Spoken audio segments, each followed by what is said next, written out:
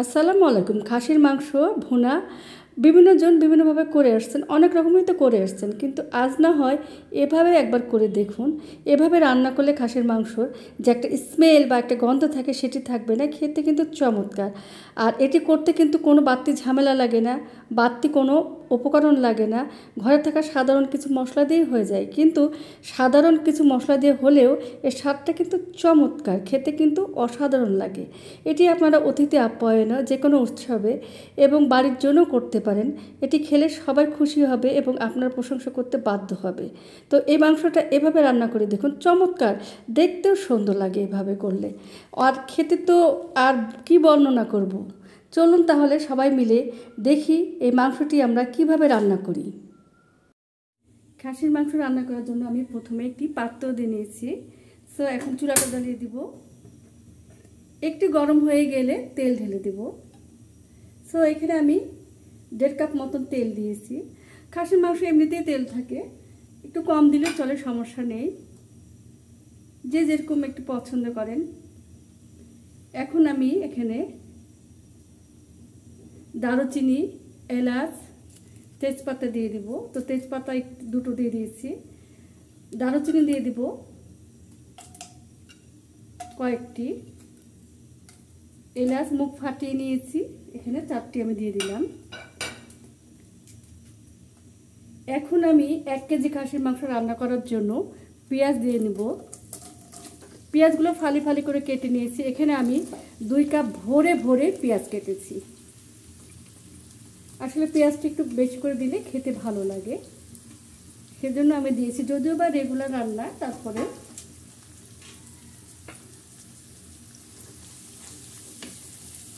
খুব ভালো করে পেঁয়াজগুলো ভেজে নেব।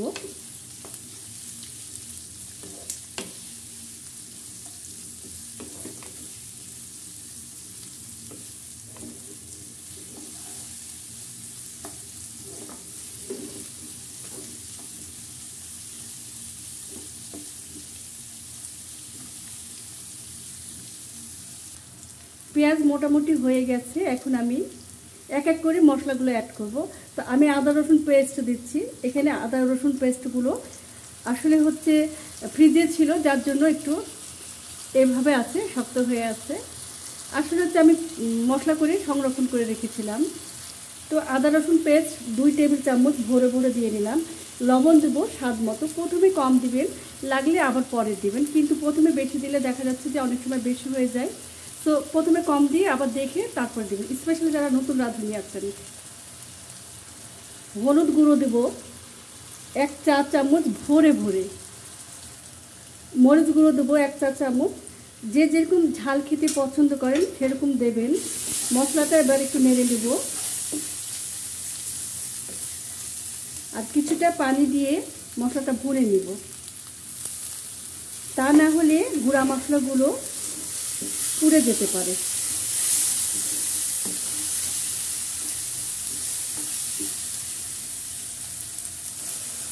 মশলা আমার প্রায় রেডি হয়ে গেছে, অর্থাৎ ভুনা হয়ে গেছে। এখন আমি এক এক করে মাংসগুলো দিয়ে দেব। এখানে 1 কেজি খাসির মাংস আছে। তো আমি রেগুলার কাটে কেটে নিয়েছি। দেখুন, হাড়, চর্বি, মাংস সবগুলো মিলিয়ে এখন আমি দিয়ে দেব।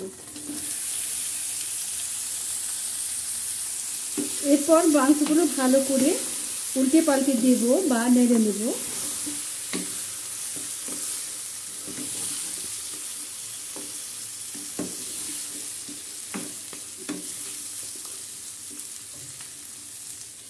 ঢাকনা দিয়ে রেখে দিব মিডিয়াম টু লো আছে।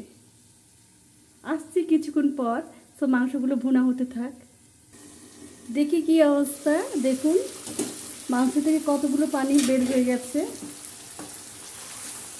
এভাবে আস্তে আস্তে করে বারে বারে গরম পানি দিয়ে দিয়ে মাংসটা আমি ভুনে নেব, তারপরে সিদ্ধ করে নেব। এখন একটু ভুনে নিচ্ছি।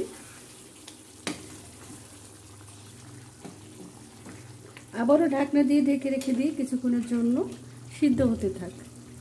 আসলে মাংস একটু সিদ্ধ হতে সময় লাগে। কারো হাতে যদি সময় না থাকে সেক্ষেত্রে অবশ্যই আপনারা ভুনার পরে প্রেসার কুকারে দিয়ে নিতে পারেন। আবারও দেখি কি অবস্থা।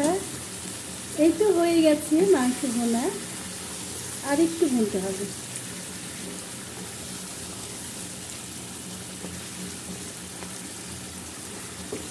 আর কিছুক্ষণ ভুনে নিব, তারপরে এটিকে আবারও সিদ্ধ করে নেব। চলুন কিছুক্ষণ পর আসি, দেখি কি অবস্থা। খুব সুন্দর একটা স্মেল বের হচ্ছে, আপনারা হয়তো বা পাচ্ছেন না, কিন্তু খুব সুন্দর একটা স্মেল বের হচ্ছে। এই তো ভুনা প্রায় হয়ে এসেছে। একটি কথা, আমি মাঝে মাঝে গরম পানিতে বেশ কয়েকবার এটাকে ভুনে নিয়েছি, তারপরে এখন আবার আরেকটু ভুনে নিচ্ছি। দেখুন চমৎকার একটি স্মেল বের হচ্ছে বা সুগন্ধ বের হচ্ছে। আবারও ঢাকনা দিয়ে ঢেকে দিব। আসলে মাংস একটু দেরি হয় রান্না হতে বা সিদ্ধ হতে, সেজন্য।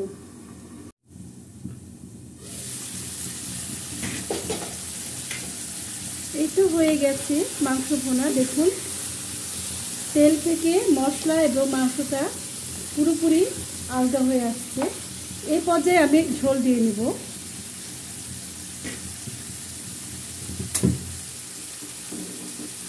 প্রায় সিদ্ধ হয়ে গেছে, আমি এখন ফুটনো পানি দিয়ে দিচ্ছি স্থান। যে যেরকম ঝোল খেতে পছন্দ করেন সেরকম দেবেন। আমার মনে হয় এটাতেই ঠিক আছে, এটাতে সিদ্ধ হয়ে যাবে। এখন ঢাকনা দিয়ে রেখে দেব বেশ কিছুক্ষণের জন্য। এখন দেখি সিদ্ধ হয়েছে কিনা।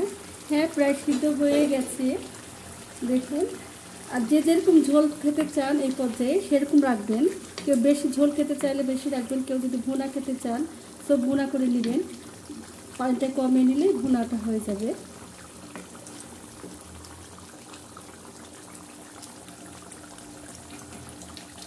এই পর্যায়ে আমি দিয়ে দিব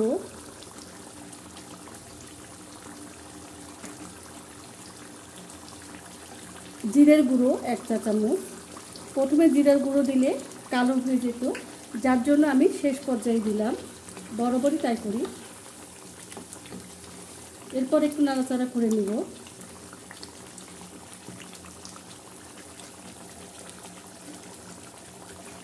এখন দিয়ে দেব গরম মশলা পাউডার, আবারও নাড়াচাড়া করে নিব।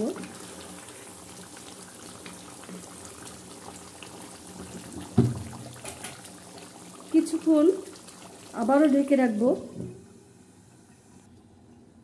এই তো হয়ে গেছে চমৎকার স্বাদের খাসির মাংস ভুনা। দেখুন কি চমৎকার, খুব সুন্দর একটা স্মেল বের হচ্ছে। লুকটাও অনেক সুন্দর হয়েছে, হয়তো বা ক্যামেরাতে অত সুন্দর আসছে না যেহেতু বাষ্প উঠছে রান্না থেকে। এই যে দেখুন হয়েই গেছে। তো আশা করি আজকের রেসিপিটা আপনাদের অনেক ভালো লাগবে। ভালো লাগলে অবশ্যই বাসায় তৈরি করে খাবেন এবং কমেন্টস করে জানাবেন যে কেমন হলো। আপনাদের এক একটি কমেন্টস আমার কাছে এক একটি অনুপ্রেরণা, সো আমাকে অনেক দূর এগিয়ে যেতে সাহায্য করে। তো সবাই ভালো থাকবেন, সুস্থ থাকবেন, নিরাপদে থাকবেন। আল্লাহ হাফেজ।